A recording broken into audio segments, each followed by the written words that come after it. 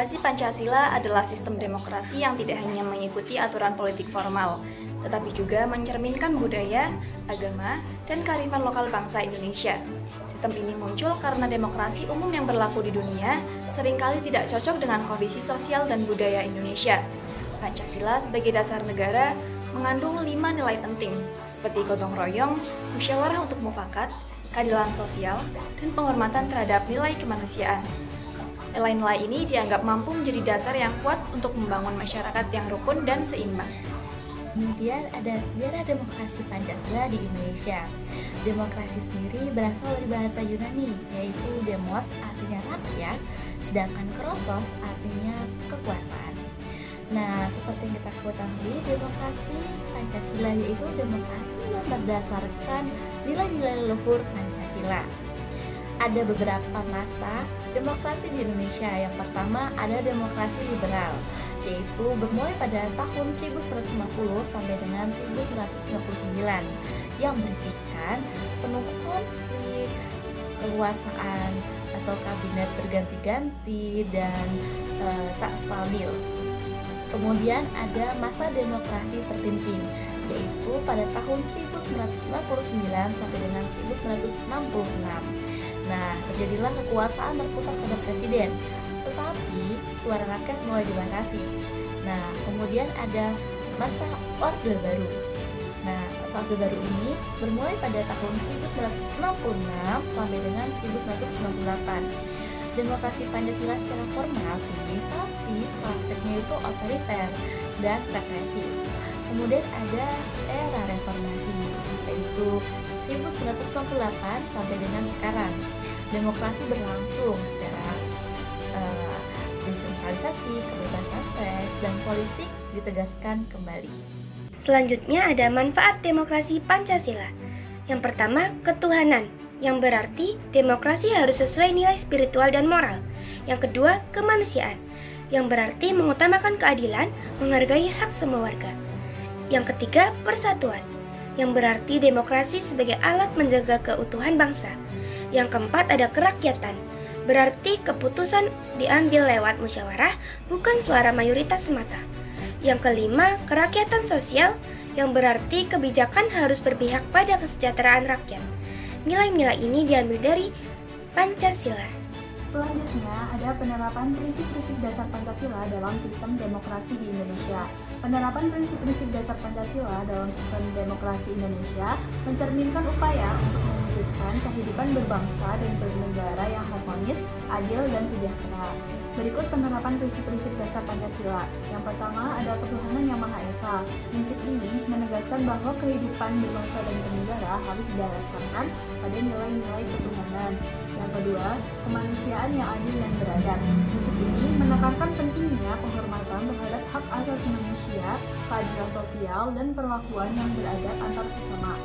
Yang ketiga, persatuan Indonesia.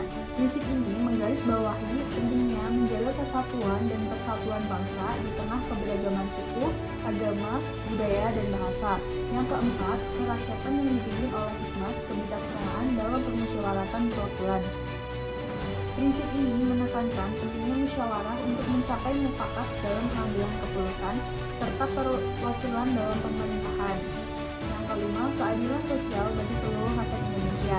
Prinsip ini menegaskan bahwa setiap warga negara berhak mendapatkan keadilan dalam berbagai aspek kehidupan, termasuk ekonomi, sosial, dan politik.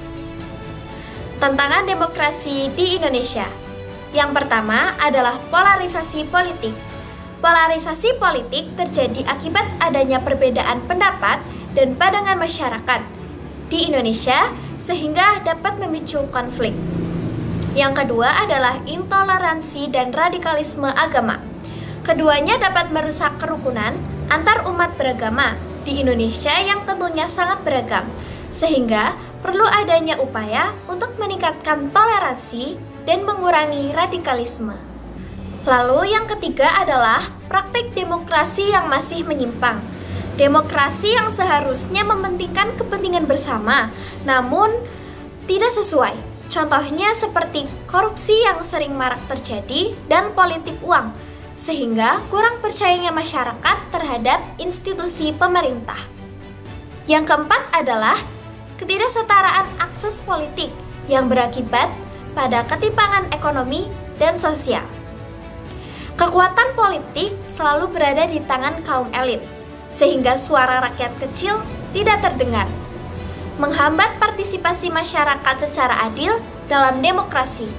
Hal ini juga yang memicu ketidakpuasan sosial dan berpotensi adanya konflik antar masyarakat dengan pemerintah.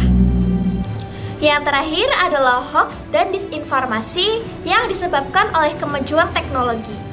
Dengan teknologi sekarang, informasi bisa menyebar luas, namun tidak selalu benar. Ada pula informasi yang dibuat-buat sehingga dapat memecah belah persatuan bangsa dan mengganggu proses demokrasi yang sehat.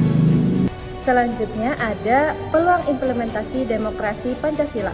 Yang pertama ada penguatan identitas nasional. Untuk memperkuat kembali identitas nasional, globalisasi bisa menjadi momen untuk memperkuat kembali melalui pendidikan Pancasila.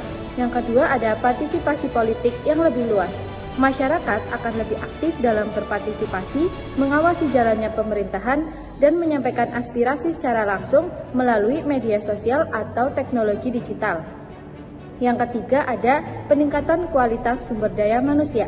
Pendidikan Pancasila dan kewarganegaraan dapat mengembangkan peserta didik yang inovasi, kritis, memiliki pemahaman tentang nilai-nilai Pancasila. Yang keempat, kolaborasi global untuk keadilan sosial. Pancasila dapat menjadi landasan untuk mengembangkan ketahanan nasional dan menciptakan masyarakat yang sejahtera dan berkeadilan.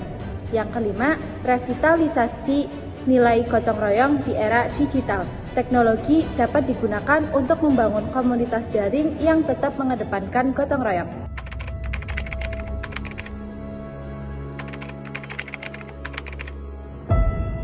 Demokrasi Pancasila lahir dari cita-cita luhur bangsa, yaitu mewujudkan keadilan sosial bagi seluruh rakyat Indonesia. Namun di tengah upaya itu, kita dihadapkan pada tantangan nyata berupa ketimpangan ekonomi dan sosial yang masih mengakar. Masih banyak saudara sebangsa yang belum menikmati hasil pembangunan secara merata. Di kota-kota besar, kemajuan pesat terlihat jelas, tetapi di pelosok negeri, akses terhadap pendidikan, kesehatan, dan pekerjaan layak masih terbatas.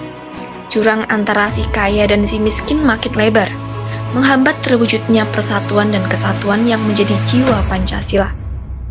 Ketimpangan ini bukan sekadar soal angka statistik, melainkan menyangkut keadilan dan martabat manusia. Karena demokrasi sejati lahir ketika semua warga merasa dihargai dan diberi kesempatan yang sama untuk maju. Oleh karena itu, sudah saatnya kita bergerak bersama mengawal implementasi demokrasi Pancasila dengan memperjuangkan pemerataan pembangunan, kesempatan kerja yang adil, serta akses pendidikan dan kesehatan tanpa diskriminasi. Demokrasi Pancasila bukan hanya sistem, tetapi jalan menuju Indonesia yang sejahtera, adil, dan bermartabat untuk semua.